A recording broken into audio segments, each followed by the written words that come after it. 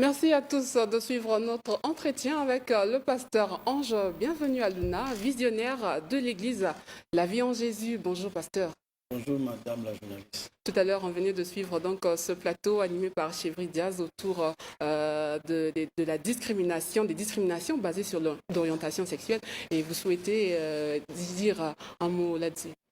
Bon, madame, je dirais tout simplement que c'est une abomination.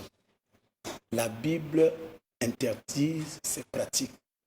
Et si Sodome et Gomorrhe a été détruite, c'est à cause de ces abominations. Donc, si le monsieur et leur association ne changent pas, c'est l'enfer qui va les avaler. Il n'y a rien à faire totalement. Donc c'est une abomination qu'on ne pourra même pas soutenir et on appelle ça tout simplement, c'est l'égarement. Ils sont égarés. Merci beaucoup, pasteur, pour votre réaction. Mais avec vous, ce matin, nous parlons des chrétiens. Et la question principale, c'est peut-on être chrétien sans appartenir à une église ou encore sans aller à l'église, sans appartenir à une église, comme je l'ai dit. Et à cette question, votre réponse, pasteur, vous répondez justement par la négative. Pour vous, on ne peut pas être chrétien sans aller à l'église. Un chrétien doit forcément aller à l'église. Alors que dites-vous de ceux qui se disent chrétiens mais ne fréquentent pas une église? Merci beaucoup, madame la journaliste. D'abord, j'aimerais dire qu'est-ce qu'un chrétien d'abord. Et selon 1 Corinthiens 11, verset 1, un chrétien, c'est celui qui s'identifie à Christ. Et quand on parle de celui qui s'identifie à Christ, lorsqu'on te voit, on voit Christ. Lorsqu'on écoute ton langage, on écoute Christ. Lorsqu'on voit ton caractère, ton comportement, on voit Christ. Alors, un chrétien, c'est celui-ci qui a reçu Christ dans sa vie comme Seigneur et Sauveur personnel et qui vit en communion parfaite avec Christ, selon 1 Jean 6, 1 Jean 1, 6. Alors, avec la première définition, on nous dit que lorsqu'on te voit, on voit Christ. Comme Paul a dit, soyez mes imitateurs, comme moi j'ai imité Christ. Alors, en abordant cette question, madame, un jour, Jésus-Christ était dans la synagogue. On est venu lui dire qu'il y a tes parents qui sont venus te chercher. Il a dit, mes parents, c'est ceux qui écoutent la parole de Dieu. Nous comprenons, Christ a voulu dire que voilà ma famille. Donc, si tu appartiens à Christ, il y a une famille que Christ a laissée. Et c'est cette famille. Et dans cette famille, nous nous retrouvons quelque part dans une assemblée afin de communier avec lui. Alors, la Bible nous dit encore, Jésus-Christ n'était pas seul. Il était souvent à côté de ses disciples. Lui qui est Seigneur. Il était entouré de ses disciples à tout moment. Mais quand il s'éloignait, c'est pour aller prier soit sur la montagne et il les rejoignait automatiquement. Si nous allons dans Actes chapitre 2, versets 4 à 5, Actes chapitre 2, versets 1 à 4, la Bible dit que lorsqu'il leur a demandé d'attendre l'avènement du Saint-Esprit, et il les a demandé de rester ensemble. Et la Bible dit que de ne pas s'éloigner de Jérusalem. Et dans ces versets, le Saint-Esprit est venu les visiter, ils étaient unis, ils étaient ensemble. Et si je peux continuer, donc, l'Église est née dans cette union. Et si je peux encore continuer, je dirais ceci. Si l'Église est née dans cette union, toi qui as le Saint-Esprit, donc ton Saint-Esprit qui va te demander de s'asseoir à la maison, on ne voit pas que c'est un Saint-Esprit qui est contraire à la volonté divine. Alors, on va essayer un peu de continuer. Nous sommes dans Actes chapitre 2, versets 44 à 47. Le verset 44 nous dit ceci, que tous ceux qui croyaient étaient dans le même lieu. Et verset 46, ils étaient chaque jour, tous ensemble assidus au temple. Et le verset 47, il dit, le Seigneur ajoutait chaque jour à l'église ceux qui étaient sauvés. Donc, quand je suis sauvé, je dois m'ajouter à ceux qui sont sauvés également. Alors, une petite parenthèse, madame. Lorsque nous recevons Christ comme Seigneur et Sauveur, qu'est-ce qui se passe? Oui, nous devons prendre le baptême. Prenons le baptême d'eau et lorsqu'on nous fait plonger dans l'eau, nous ressemblons à Christ qui est mort. Et lorsque nous ressortons, nous ressemblons à Christ qui est ressuscité. Après, nous recevons le baptême du Saint-Esprit. Et après avoir reçu le baptême du Saint-Esprit, on reçoit les dons. La Bible nous parle de 9 dons. Et lorsque tu reçois le don, le Saint-Esprit t'emmène dans une vision. Le Saint-Esprit t'emmène dans une église locale. Et c'est à toi maintenant, avec ces dons, tu vas servir Christ maintenant. Maintenant, la Bible dit que maudit soit celui qui fait l'œuvre de Dieu avec les dons. Donc, les dons que tu as reçus, tu les gardes chez toi. Je ne pense pas. Et pour terminer, lorsqu'on parle Elohim, Elohim, ça veut dire un Dieu qui est pluriel, dans la relation du Père, Fils, Saint-Esprit. Donc, vous voyez cette union. Et il a même dit, lorsque nous allons dans le livre de Genèse, faisons l'homme à notre image. Ça, c'est Dieu qui a créé. Il dit à son gouvernement, il dit, faisons l'homme à notre image. Alors, voilà la première de toutes les réponses. Donc, c'est négatif que toi qui se dis chrétien, tu restes à la maison et c'est toi-même qui es pasteur, c'est toi-même qui es modérateur, c'est toi.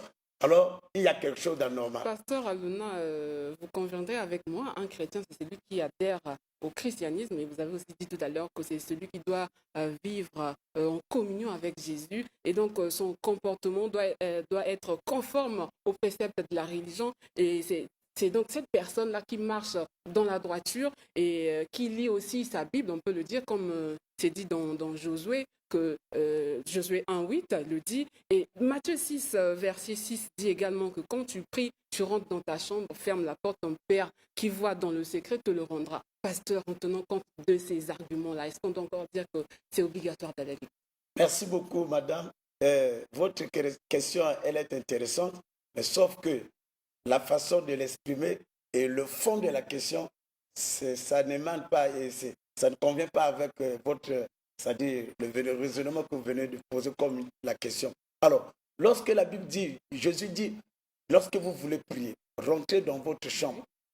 Ici, ça relève de l'intimité avec notre Dieu. L'intimité, parce que nous sommes appelés à avoir une intimité.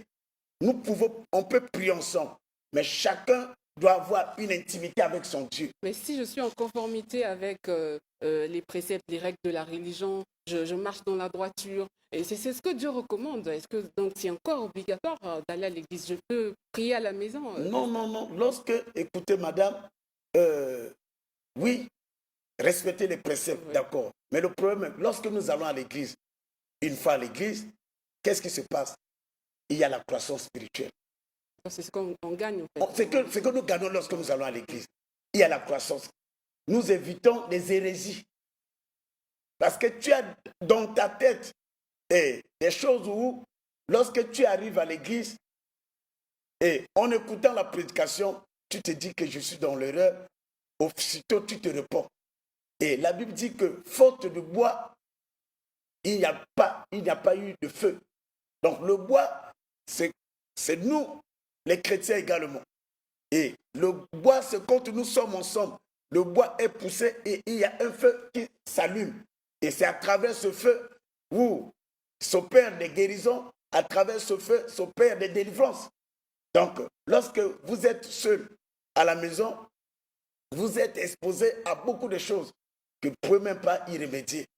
Donc, c'est un danger de rester à la maison et on deviendra un nain spirituel. Quand on parle d'un nain spirituel, quelqu'un qui ne connaît pas la croissance, alors la Bible dit que Jésus grandissait en don, en grâce et en statut. Donc, on ne va pas connaître tous ces processus. Est-ce qu'aller à l'église ou encore appartenir à une assemblée, ça garantit le royaume des cieux? Parce qu'on dit aussi Dieu voit le cœur. Oui, Dieu voit le cœur. Lorsque nous allons à l'église, est-ce que c'est une obligation qu'on rentre, on a accès au royaume des cieux? Je dis non, parce que nous venons de voir ce qui s'est passé. On a, avec Jazz qui a reçu les bien-aimés, il est homosexuel, il vient à l'église, mais lorsque les personnes le voient, quelle église? On dit que voilà, une église qui a beaucoup de gens, mais à l'intérieur, vous avez les homosexuels, vous avez des sorciers. Vous les chassez aussi? On ne peut pas les chasser.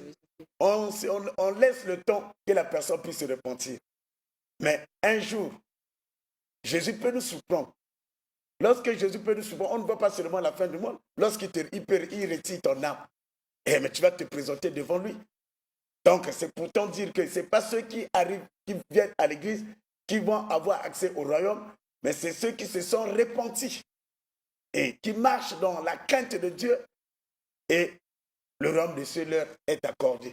Donc, se camoufler à l'église avec ces mauvaises pratiques, se camoufler à l'église avec ces pratiques amères et telles que nous venons de souligner, être à l'église n'est pas synonyme d'accéder au royaume des cieux, madame. Et donc, voilà pourquoi on peut toutefois opter pour rester à la maison. On prie chez soi aussi. C'est Non, aussi une non. option, pasteur. Si on dit qu'aller à l'église, ça ne garantit pas le royaume des cieux, et donc il faut marcher dans la droiture, donc je prie à la maison, pasteur. Je ne peux pas prier à la maison. Écoute, Hébreux chapitre 10, verset 27 nous dit même, n'abandonnez pas vos assemblées. C'est interdit. Il dit, n'abandonnez, parce que c'est le lieu où vous êtes enseignés. C'est le lieu où on se rassemble pour adorer ce Dieu-là. C'est le lieu où un lieu de communion. Donc, rester à la maison, comme je l'ai dit, il y a beaucoup des effets négatifs. Lorsqu'on va les citer ici, alors ça nous prendra vraiment beaucoup de temps. Les effets négatifs, donc là, c'est quand on peut parler en termes d'inconvénients pour ceux qui ne partent pas à l'église. Justement, madame, écoutez, c'est que la Bible dit que vous connaissez en partie, vous prophétisez en partie. Donc, lorsqu'on parle du corps de Christ, et madame, la journaliste qui est en train de me poser la question, elle est chrétienne. Si elle est l'œil, moi je suis la bouche. Et si l'autre là-bas est l'oreille, l'autre côté, c'est les yeux. Nous devons nous réunir afin que le corps de Christ soit un et indivisible. On dit le corps de Christ doit être un et indivisible. Alors, maintenant, toi qui es la bouche, tu te dis que je mets de mon côté. Maintenant, l'œil, les pieds. Donc, c'est anormal. Alors, la Bible dit qu'il est doux à des frères et des sœurs de demeurer ensemble. Il est doux. C'est la Bible qui dit, il est doux. Donc, c'est agréable. Dieu dit, c'est agréable à des frères et des sœurs de demeurer ensemble. Donc, quand Dieu nous voit ensemble, l'unité, il est tellement content. Amen. Et c'est ce que la Bible nous recommande. Donc, quand vous vous écartez, alors, bien aimé, ça serait comme nous disons que c'est une église virtuelle, une église qui est fictive. Ça est dans ta tête. Et le plus souvent, bon, c'est avec l'Internet, autre, je suis mon culte en direct avec l'Internet. Oui, c'est bon, mais quand il peut arriver qu'on peut avoir un empêchement et on peut être connecté pour suivre un truc. Mais sinon, nous devons éviter ce que nous appelons une église virtuelle. Il y a beaucoup des inconvénients. Pasteur Aldouna, il y a des gens ou encore des chrétiens qui ont été déçus par le comportement de leur pasteur ou encore des autres fidèles, et ils ont pris la résolution de rester chez eux, de ne plus fréquenter une église. Est-ce que vous avez quelque chose, un message à faire passer à l'endroit de ces personnes-là? Et puis, ça sera aussi votre mot de fin. Merci beaucoup. Bien-aimé, toi qui me suis, sœur, frère, s'il y a un pasteur qui vous a déçu, s'il y a une église qui vous a déçu, même le bien-aimé que nous venons de suivre, il a été chassé dans la chorale. Écoutez, je vous en prie, priez le Seigneur. Le Saint-Esprit a la capacité de vous orienter dans une église quelconque que vous allez évoluer. Vous devez savoir, les pasteurs, oui, nous sommes des humains. Il peut y avoir quelques erreurs. On est des humains. Mais on ne vient pas à l'église à cause du pasteur. Nous venons à l'église pour contempler la gloire du Seigneur, pour prier notre Seigneur. Maintenant, si vous avez été déçu, ça ne doit pas vous donner une raison de vous asseoir à la maison. Bien-aimé, le salut est individuel. Un jour, vous allez vous présenter devant le roi. Alors, il va vous demander cette question. Et qu'est-ce que vous allez dire? Le pasteur, j'ai été déçu du pasteur. Est-ce qu'il n'y a pas d'autres pasteurs, il n'y a pas d'autres églises? Je vous en prie, je vous dis qu'il y a encore jusqu'aujourd'hui des bonnes églises. Il y a encore aujourd'hui des bons pasteurs. Alors, à partir d'aujourd'hui, prenez la résolution. Rejoignez vos assemblées, allez à l'église et on a besoin de communier ensemble afin d'attendre l'avènement de notre Seigneur dans sa joie avec le Saint-Esprit. Il y a des bonnes églises. Peut-être que c'est l'occasion ici pour vous de rappeler l'adresse de l'église de la Vie en Jésus-Christ. Oui, l'église de la Vie en Jésus-Christ se trouve au quartier d'Evala. c'est le quartier communément appelé le quartier général à Douala. Et lorsque nous arrivons tout juste là où se poste la police, et les dépasser en allant vers Kitele pratiquement 25 à 50 mètres, et vous allez voir une pancarte où on a écrit l'église La Vie en Jésus-Christ. Et là, il y a un culte qui est en train de se dérouler. Vous serez les bienvenus. Que Dieu vous bénisse si vous pouvez nous rejoindre. Un contact Un contact. Et dans Facebook, vous pouvez cliquer Pasteur Ange Aluna et vous aurez ma page. Et vous pouvez cliquer également l'église La Vie en Jésus-Christ. Et vous allez avoir tous les détails. Et je suis dans mon WhatsApp, je suis au 00242 06 663 71 52. 00242 06 663 71 52. Que Jésus vous bénisse. Je bénis l'Église corps de Christ, je bénis toutes les autorités, je bénis également notre belle nation, le Congo. Merci beaucoup, Pasteur Ange. Bienvenue à Luna. C'était l'entretien avec, vous l'avez compris, donc je recevais le Pasteur Ange. Bienvenue à Luna, visionnaire de l'Église de la vie en Jésus-Christ. Joyeux anniversaire à Mathian Kodia King de la part de Gédéon Stalgar Dia Aoumba. Tout de suite, questions-réponses.